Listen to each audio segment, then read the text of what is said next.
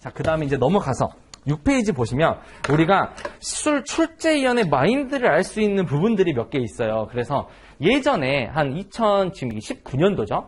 2019년도까지는 어떤 것들이 있었냐면 그 출제하고 채점하잖아요. 그러면은 그 출제하고 채점한 거에 대해서 그 채점하신 분들이 그 해의 소감을 이렇게 이야기해 놨었어요. 그래서 내가 채점을 해보니까 너희들이 뭐가 문제야, 뭐가 이상해 라는 것들이 있거든요. 근데 잘 생각해 보시면 제가 누누이 말씀드리지만 관세평가 같은 경우는 출제위원과 채점위원의 풀이 크지 않죠.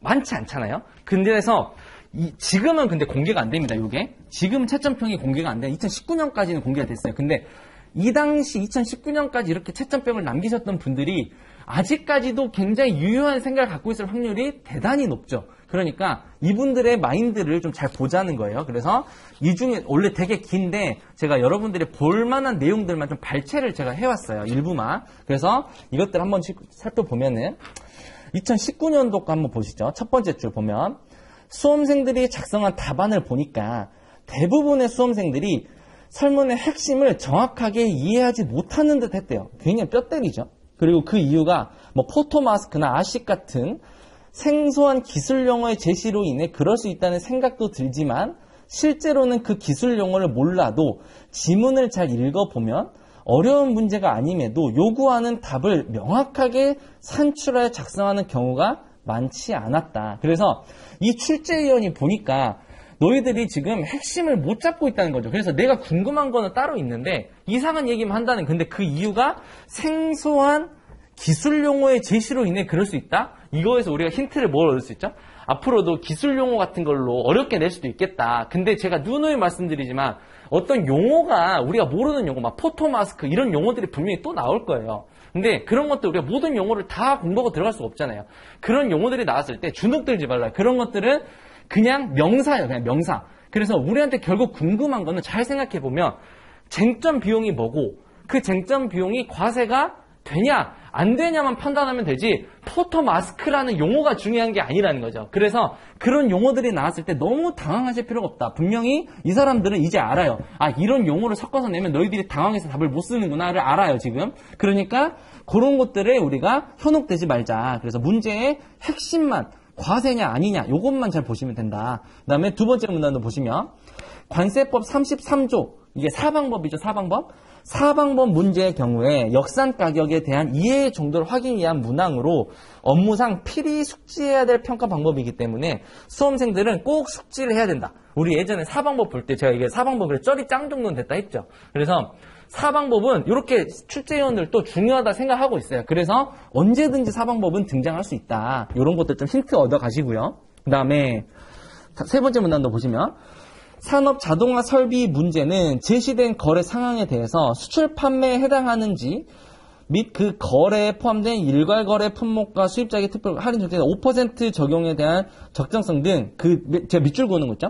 거래를 둘러싸고 지급된 가격 또는 지급해야 할 실제 지급 가격 요소별 가산 여부와 거래 상황에 따른 과세가격 결정 방법에 대한 수험생들의 판단 능력을 확인하고 싶대요. 그래서 여기서 확인하고 싶은 게 뭐였다?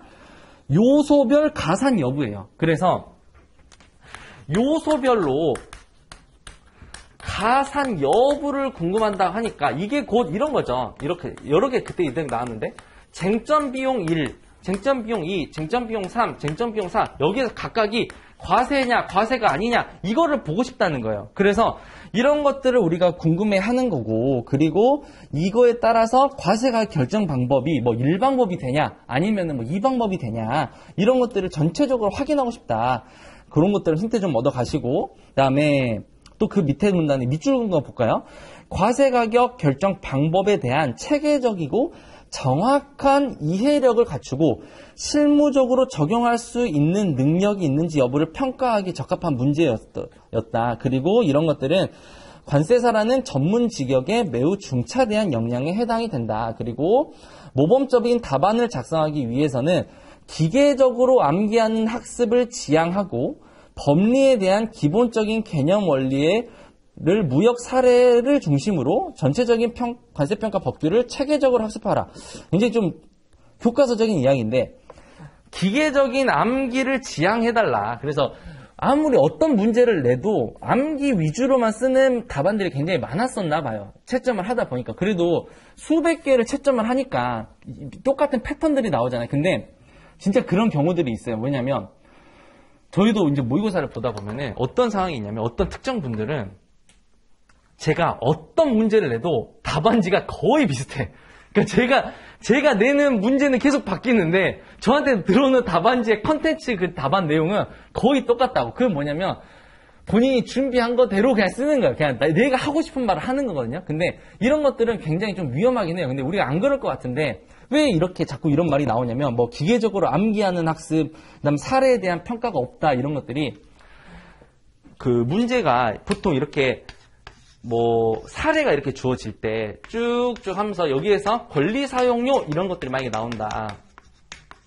그리고 판단하라 이렇게 나오면 이 사람이 궁금한 거는 이 권리 사용료가 과세가 되는지 안 되는지가 궁금한 거고, 과세가 만약에 된다고 한다면 이 사례에서 어떤 문구 때문에 과세가 되고 그게 어떤 근거, 그러니까 뭐 우리가 시행령 뭐 19조를 건드렸다거나 그래서 시행령 19조 중에서 어디를 적용해서 이게 이렇게 평가가 됐다가 궁금한 거지 시행령 19조를 다 쓰는 게 궁금한 게 아니라는 거예요. 근데 보통 사람들이 권리 사용료가 나 우리가 준비한 게 딱 있으니까 여기서부터 쭉쭉 쓰고 나와버린단 말이에요. 그리고 나는 이렇게 준비했고 다 썼으니까 네가 알아서 채점해. 이런 느낌이란 말이에요. 그럼 여기서 뭐 골라서 채점해주고 그런 거 아니잖아요. 그러니까 이렇게 되면은 아, 이 사람은 그냥 암기만 했네. 이 사례에 대해서 평가를 못하네. 그러면은 관세자가 됐을 때 이런 사례가 닥쳤을 때 평가를 못하겠다는 생각이 들잖아요. 그러니까 이런 답안지, 이런 그 평가가 계속 나와요. 그 채점평이. 그래서 사례를 중심으로 체계적으로 좀 학습을 했으면 좋겠다. 그 다음에 그 밑에 줄도 보시면 적용 사례를 반복 학습을 통해서 리걸 마인드를 강화하는 것이 절대적으로 필요하다. 그 다음에 첫째로 가장 중요한 것은 요구하는 지문 등을 제대로 읽고 답안지를 작성하지 않고 있다. 이것도 되게 좀 뼈 때리죠. 그래서 너희들이 답안지를 안 읽는 것 같아. 문제지를 안 읽고 답을 하는 것 같아. 이런 말. 그 다음에 어떠한 시험이든 출제자가 의도하는 답안지를 작성해야 된다. 그렇게 하려면 아무리 시간에 쫓겨도 무엇을 하라고 하는지를 알고 답해야 되고 한정된 시간에 답안을 작성하기 위해서는 거의 기계적으로 쓰기 시작해야 되는 것도 이해는 하지만 정확한 답안을 작성하게 되면 충분히 보상받을 수 있다. 그래서 제대로 읽고 있지 않기 때문에 판단하라는 지시사항을 간과하고 규정 내용만을 기재하는 듯하다. 아무래도 출제자가 의도하는 답안대로 그냥 그래서 이 사람이 원하는 거는 규정을 다 쓰지 말고 여기서 필요한 규정만 골라서 써라. 그런 거잖아요. 그래서 그런 것들을 여러분들이 좀 캐치를 하시면 될 것 같아요. 아, 관세평가에서는 이런 것들을 좀 보는구나. 그 다음에 둘째로 답안 작성 방법에 훈련이 필요하다. 근데 여기서 중요한 게 뭐냐면 두 번째 줄 답안지 보시면 답안 작성 방법이 잘못되면 쓸데없는 시간을 많이 소비하게 되는데 모든 답안 작성은 여기서 중요한 단어죠. 키워드 중심으로 작성하면 답안 작성의 효율을 극대화할 수 있어서 배점이 높은 문제를 더 생각해서 좋은 답안 작성할 수 있다. 그래서 냉정을 유지해서 출제자가 요구한 답안이 무엇인지를 고민하는 시간을 가지고 키워드 위주로 답안을 좀 써달라. 그러니까 너희들이 원하고 준비한 거 주저리줄 하지 말고 내가 원하는 딱 그 키워드, 킬러 컨텐츠만 주면 배점 다 들어가 라는 뜻이죠. 이게 근데 채점평은 관세평가만 있는 게 아니고 각 과목별로 다 있어요. 근데 제가 지금 가져온 거는 관세평가 중에서도 일부만 가져온 거잖아요. 그러니까 관세평가는 이렇다는 거예요. 키워드 중심으로 쓰면 된다는 거. 그래서 왜 이게 또 이런 일들이 발생하냐면 관세평가는 문제를 분석하는 시간이 들어가잖아요. 그게 무슨 말인지 알죠? 문제가 기니까 답안지를 바로 쓸 수가 없고 문제를 읽고 해석해야 되는 시간이 좀 일정 부분 잡히잖아요. 그러면은 기본적으로 전체적인 답안지의 분량이 줄어들 수밖에 없다. 우리가 손이 아무리 빠른 사람이라도. 그러니까 키워드 위주로 쓰는 게 핵심이었던 거예요. 관세평가에서는. 그래서 답안지가 적더라도 우리가 정확하게 킬러 컨텐츠만 딱 던지면 문제없다. 그래서 우리가 근거집에도 뭐 협정 같은 거 정리할 때 협정 다 쓸 필요 없다 그러냐. 거기서 원하는 그 한 줄만 쓰면 되는 거야. 딱 그 한 줄만. 그러니까 그것들만 기재하면 된다. 그래서 평가에서는 이런 것들을 좀 주의해서 보고 있으니까 좀 보시고요. 자, 넘어가서 2018년도 이건 다 다른 담당자예요. 2018년도에 다른 채점위원은 또 뭐라고 말했는지 한번 보죠. 두 번째 줄 보시면 무역통계상 95%가 넘는 무역량이 동평가 방법을 사용하고 신고될 때 당연하다. 그래서 뭐냐면 1평가 방법에 대해서 물었는데 요거는 95%가 넘기 때문에 당연하다. 그러니까 1방법이 매우 중요하고 1방법이 실무에서도 많이 쓰이니까 시험에서도 계속 나올 거다는 거죠. 그런 것들. 그 다음에 두 번째도 또 뼈 때리는 게 또 나와요. 관세평가상 쟁점 및 그에 대한 검토 의견을 기재하라고 문제를 냈더니 뭐라고 표현하냐면 제시한 거래 상황에 대해서 수험생이 판단한 검토 의견을 달라고 하는 건데 검토해 보아야 한다. 검토할 필요가 있다든가 같은 답안지는 이거 왜 냈냐는 거예요. 내가 너한테 검토하라고 냈더니 오히려 나한테 질문을 한다? 검토를 해봐야 한다? 이런 식으로 말할 필요가 없다. 그래서 이런 문제는 어떻게 하냐면 만약에 우리한테 검토하라고 나오잖아요. 그러면 평가에서는 검토하라는 게 딱 결론이 이거잖아요. 과세냐? 아니냐잖아요. 그래서 과세다 아니다 화끈하게 쓰라는 거예요. 그냥. 그래서 그 화끈하게 쓰고 거기에 대한 근거를 정확하게 쓰면 되는 거예요. 그래서 여러분들이 답안지를 쓰실 때 애매하게 쓰시면 안 돼요. 뭐 이건 예를 들어 우리 수출 판매 문제가 나왔어요. 보세 구역에서 들어오는 물건에 대해서 수출 판매 여부에 해당하는지 판단하라고 했어요. 그러면은 수출 판매다 아니다를 확실하게 쓰고 근거를 딱 써야지.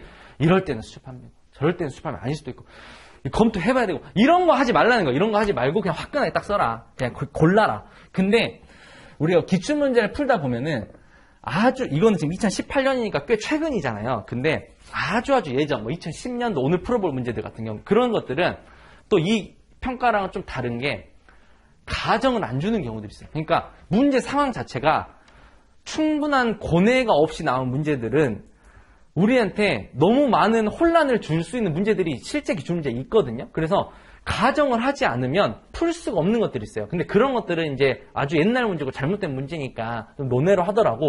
요즘 같은 경우는 오히려 문제를 뭐 다 읽기도 힘들 정도로 아주 길게 내버리잖아요. 그렇기 때문에 그 안에서 가정이 없을 리가 오히려 적다는 거죠. 그래서 웬만한 가정은 다 있기 때문에 여러분들이 검토를 해봐야 한다라고 표현하기보다는 검토한 결과를 제시해 주는 것이 좋아요. 그게 비록 틀렸더라도 근거를 댈 수 있으면 되니까. 그리고 보시고요. 그 다음에 특히 계산을 하면서 단위의 착오를 이룬 경우, 이거 근데 진짜 많아요. 이거는 여러분들도 실수할 가능성이 굉장히 높은 거. 단위에 대한 착오. 예를 들면 우리가 뭐 관세액을 구하라고 했는데 과세 가격까지만 구한다거나 아니면은 뭐 이런 것도 있죠. 과세 가격을 구하라고 했으면은 과세 가격이라는 게 뭐죠? 과세 가격. 여러분들 과세 가격을 구한다고 하면 결국에는 여기에다가 관세율을 곱하면 최종적으로 관세액이 나오게 하려고 하는 거잖아요. 그렇기 때문에 이 과세 가격은 결국은 만약에 내가 100개를 가지고 왔다, 수량을. 그럼 그 100개까지가 포함된 게 과세 가격이죠. 우리가 한 개 단위당 과세 가격을 구하라고 보통 말을 잘 안 하잖아요. 그래서 과세 가격을 구하라고 하면은 만약에 수입한 수량을 위해서 전제를 줬다. 나 100세트 가져올 거야. 라고 하면은 한 개당 단위당 과세 가격을 만약에 구했으면 거기에다가 100세트를 곱해줘야 되는 거죠. 예를 들면. 그쵸? 그래야 전체 총 과세 가격이 나오잖아요. 그래서 단위 같은 것도 절대로 틀리면 안 돼요. 그 수량에 대해서. 그렇게 또 조심하시고, 그 다음에 통화 단위나 뭐 이런 거, 환율 이런 것들, 그런 것도 좀 조심하시고. 그래서 이런 것들을 좀 조심하라는 의미로 채점위원이 좀 써놓은 것 같고요. 그래서 출제자는 뭐 계약 수량에 따라서 형틀의 비용을 할당하라고 요구했는데 생산 지원 비용을 모두 가산하는 경우도 있었다. 요거 어떤 상황인지 아시겠어요? 우리 생산 지원비 같은 경우 잘 생각해 보면은 이런 적 있었죠. 생산 지원비 같은 게 나오면 어떻게 했어요? 원칙은 뭐예요? 원칙은 각각 들어오는 물품에 대해서 안분해 주는 게 생산 지원비 가산의 원칙이죠. 근데 예외적으로 뭘 할 수 있죠? 최초 선적분에 전액 과세할 수 있었잖아요. 그쵸? 근데 이런 것들을 전액 과세하라고 하지도 않았는데 막 최초 가산분에 전액 과세를 지 마음대로 한다거나 막 이런 것들, 이런 상황들도 좀 문제가 있었다라고 보시면 되고요. 그 다음에 그 밑에도 보시면 또 우리 아까 전에 나왔던 거랑 되게 비슷해요. 출제자가 수험생에게 요구하는 사항이 지문 및 문항에 명백히 제시하고 있는데도 문 제1의 사례를 예로 들어보면 30조 1항의 내용을 요구하고 있어 그 내용만 키워드 중심으로 요약 제시하면 충분히 득점이 가능한데, 근데 가산 요소 6가지를 다 기재하고 공제 요소까지도 기재하느라 두세 페이지를 먹어버리는 경우가 많았다. 여기서 키워드는 내용만 키워드 중심으로 해도 득점이 충분히 가능했다. 내가 점수 주려고 했다는 거죠. 그 다음에 또한 거래가격 배제 요건도 관세법 제30조 3항의 내용에 대해서 기재하도록 요구하고 있어서 관세법 기준으로 기술하면 되는데 시행령까지도 모두 기재하는 경우가 있었다. 그래서 아무리 책에 있는 내용을 그대로 복사해도 여기 부분 배점으로 제시한 8점 이상은 줄 수가 없다. 너무나 당연한 것이지만 수험생들 뭘 해라? 문제를 잘 좀 읽어라. 그래서 그 문제를 보시다 보면은 문제의 표현을 잘 보셔야 되는 게 우리가 뭘 잘 못 보냐면 문제에서 가정하고 있는 거 이런 경우가 되게 많아요. 예를 들면 뭐 가산 요소에 대해서 쓰라고 하면은 관세법에서 규정하는 가산 요소에 대해서 서술하세요. 나오면 어디까지 써야 돼요? 관세법을 쓰라는 거죠. 근데 관세법, 시행령, 시행규칙 이런 식으로 하면서 쓰라고 하면은 뭐까지 써야 돼요? 시행규칙까지 써야 되는 거예요. 근데 우리는 시험장에 들어갈 때까지 연습이 너무 많이 돼 있단 말이에요. 그래서 가산 요소에 대해서 쓰라고 하면은 사실 쓸 말이 너무 많아. 그쵸? 너무 많아. 근데 거기 문제에서는 분명히 시행령까지만 쓰라 했단 말이에요. 그럼 시행규칙을 아무리 정확하게 쓰더라도 배점이 없어. 배점. 그 채점을 할 때 보면은 배점표라는 게 있을 거잖아. 배점표. 그래서 어떤 문구를 쓰면은 뭐 몇 점, 어떤 문구를 쓰면은 몇 점 이런 게 있을 거라는 가정이 생기면 시행규칙은 없단 말이에요. 배점이. 그러니까 이거를 아무리 잘 써도 뭐 어떻게 할 도리가 없는 거예요. 출제위원 잘 썼네 라는 인식만 있지. 그러면 우리는 무슨 손해를 봤냐면 이걸 쓰는 순간 시간을 손해봤다는 거예요. 시간을. 우리가 80분이라는 한정된 시간 안에서 답안지를 써내야 되는데 1분도 허투루 쓰면 안 되잖아요.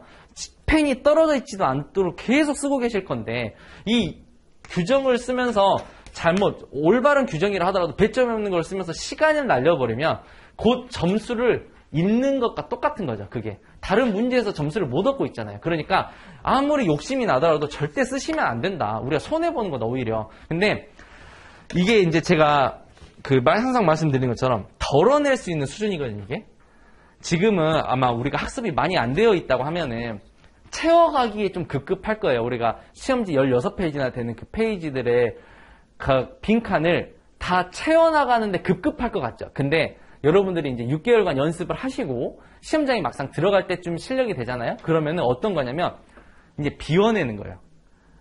권리 사용료 문제가 나오면 지금 몇 페이지나 쓸 수 있을까 생각하면 좀 막막하죠.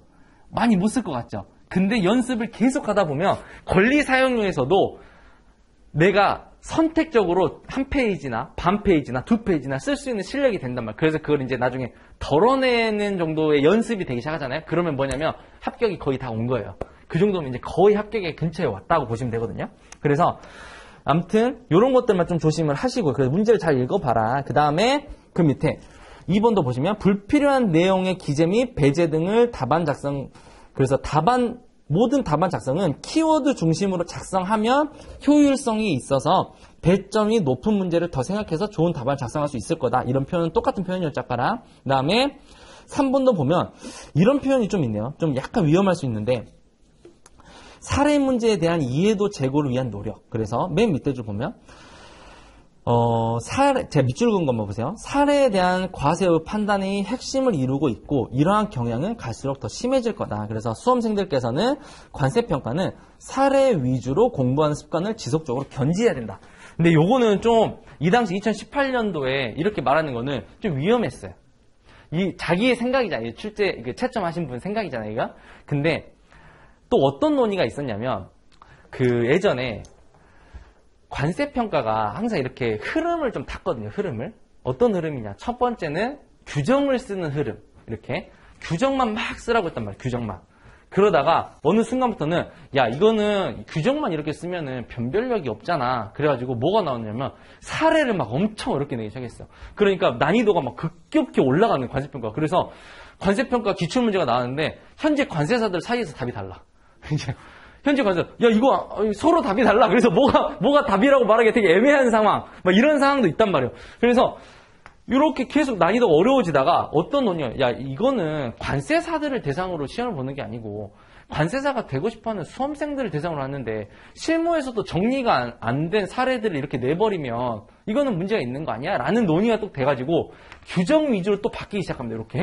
이렇게 계속 그래서 막 이렇게 왔다 갔다 막 이렇게 한단 말이에요. 근데 지금 우리가 지금 있는 처해 있는 시기가 어디냐? 제가 보기에는 한 이쯤 온 것 같아. 이쯤. 그러니까 이게 난이도로 보면은 규정 쓰는 건 쉽잖아요. 그러니까 우리가 지금 굉장히 쉬운 난이도를 향해 가고 있어. 그래서 거의 제가 보기에는 더 쉬워지기 어려울 정도의 꼭지점을 찍은 것 같거든요, 지금. 그래서 그럼 또 올라갈 거 아니에요, 우리.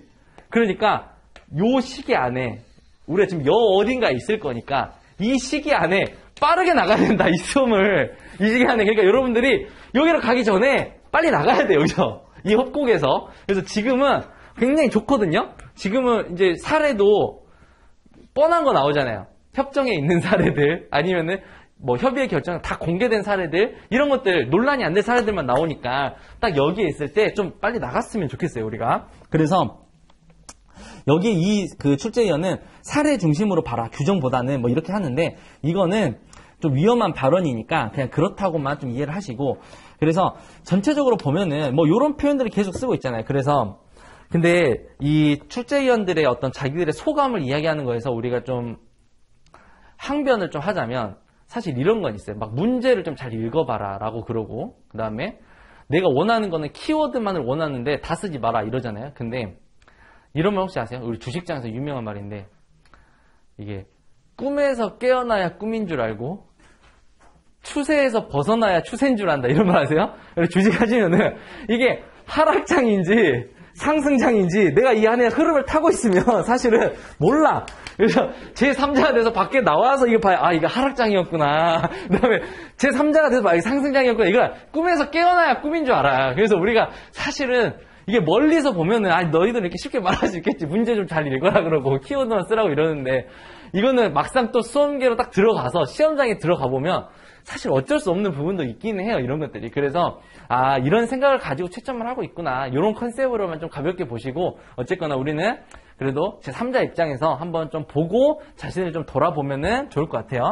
그렇게 보시고요.